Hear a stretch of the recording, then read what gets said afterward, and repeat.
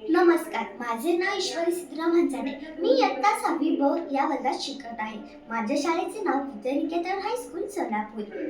आज मी आपल्या समोर विद्यार्थ्यांना मार्गदर्शन जीवनविद्येचे या पुस्तकातील अभ्यास कसा करावा हे सांगणार आहे. या पाठकाचे लेखक आहेत सद्गुरू श्री वामनराव पै. अभ्यास कसा करावा? बहुतेक विद्यार्थ्यांना अभ्यास कसा करावा हेच समजत नाही. नुसतं पुस्तकाचे वाचन केले म्हणजे अभ्यास केला अशी अनेक विद्यार्थ्यांची गैरसमजूत असते. अभ्यास करण्याच्या काही विशिष्ट पद्धती असतात. या सर्व पद्धती थोडक्यात खालील प्रमाणे सांगता येतील. पहिलं, जीवनविद्येने सांगितलेला 3R फॉर्म्युला, म्हणजे याचाच अर्थ असा की पुन्हा पुन्हा वाचा, वाचलेले स्मरणात ठेवा व स्मरणात ठेवलेले कागदावर लिहून काढा. यालाच अभ्यास करणे असे म्हणतात. दुसरं, पुस्तकाचे वाचन करीत असताना पॅरेग्राफ किंवा परिच्छेद असतात. 2-4दा वाचल्यानंतर प्रत्येक परिच्छेदाचा सारांश काढायचा.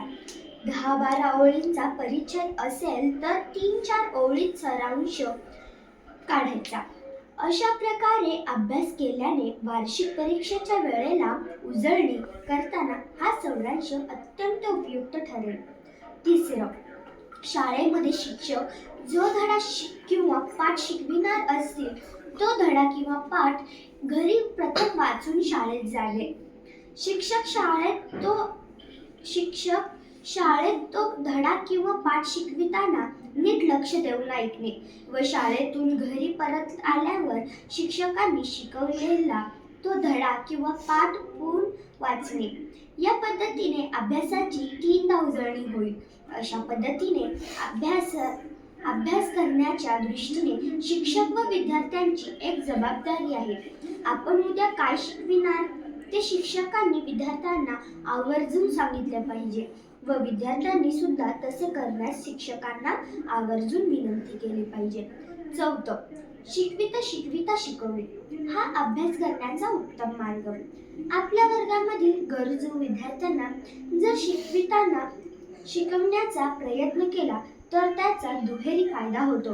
एका बाजूने आपला अभ्यास चांगला होतो व दुसऱ्या बाजूने आपल्याच वर्गातील विद्यार्थ्याला ज्ञानदान केल्याचे श्रेय मिळते.